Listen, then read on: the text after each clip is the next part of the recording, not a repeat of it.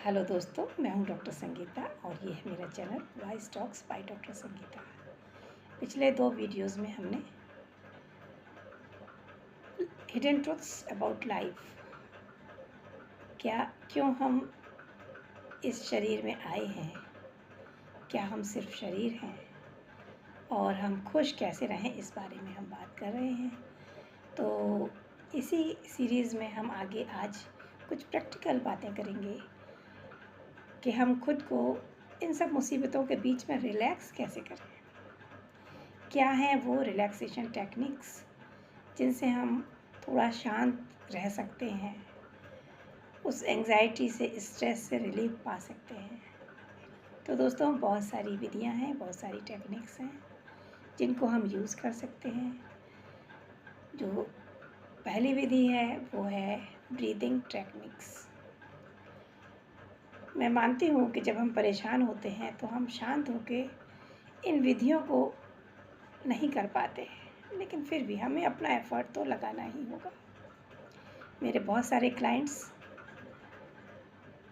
ऐसा करने में मुश्किल महसूस करते हैं, लेकिन जो कर लेते हैं उनको बहुत रिलीफ़ हो जाता है, क्योंकि हम श्वास के द्वारा ही ज़िंदा हैं।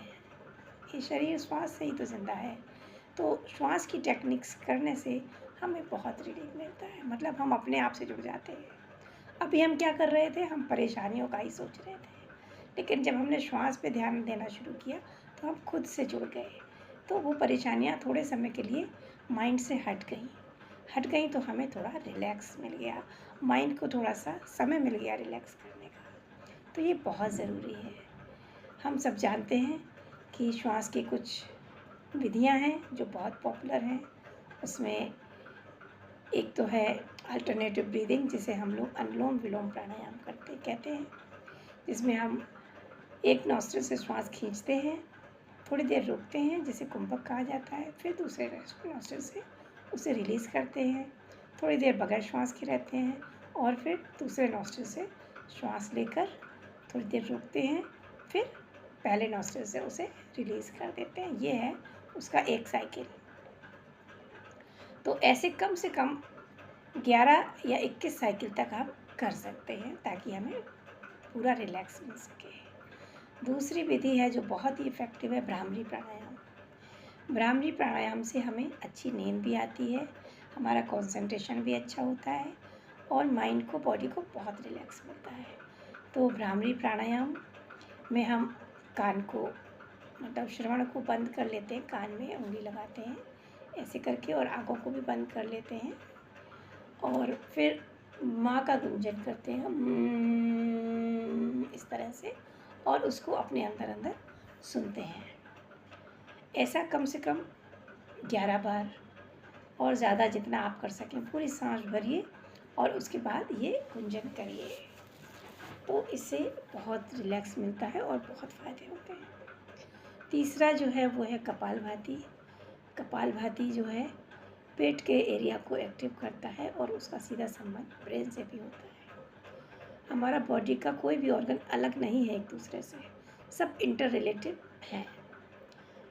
एक में प्रॉब्लम होने से हर जगह प्रॉब्लम होती है। अगर आपको कब्ज़ हो जाता है और ज़्यादा दिन तक रहता है तो सिर में दर्द हो जाता है, सिर भारी हो जाता है। आपको कोल्ड होता है तो भी आपका सिर भारी होता है।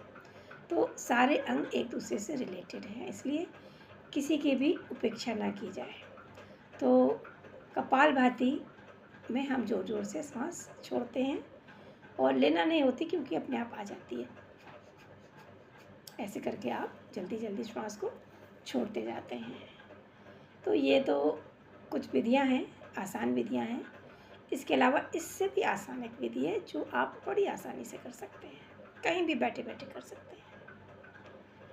आप 2 बार में सांस लेंगे और धीरे धीरे होंठों में ज़रा सा स्पेस बना के वहाँ से छोड़ेंगे, बहुत धीरे धीरे।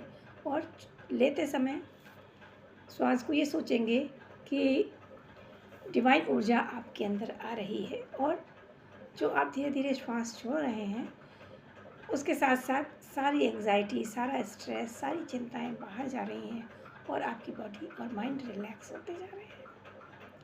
कैसे करेंगे? 2 बार सांस लेंगे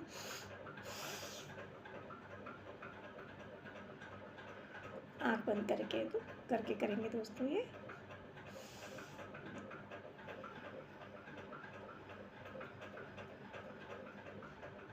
जितना धीरे धीरे श्वास, जितना देर तक जितना लंबा छोड़ेंगे उतना ही अच्छा है। इसको आप दिन में कई बार बार करते रह सकते हैं। इससे आपको बहुत रिलैक्स मिलेगा, सारा स्ट्रेस बाहर चला जाएगा। इसके बाद बारी आती है एफर्मेशंस की। एफर्मेशंस वो सेंटेंसेस हैं जो हम बार बार अपने आप से बोलते हैं ताकि हमें यकीन हो जाए कि हाँ ऐसा है। ये एफर्मेशंस हैं।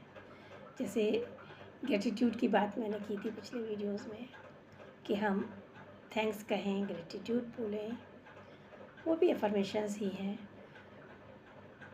और भी पॉजिटिव एफर्मेशंस हैं, लेकिन जो सबसे इफ़ेक्टिव है, जो हम बार बार कहते रह सकते हैं, वो एक एफर्मेशन मैं आपको आज दे रही हूँ। उसको दिन भर में 100-150 बार मिनिमम बोलते रहना है। All is well, everything is working for me.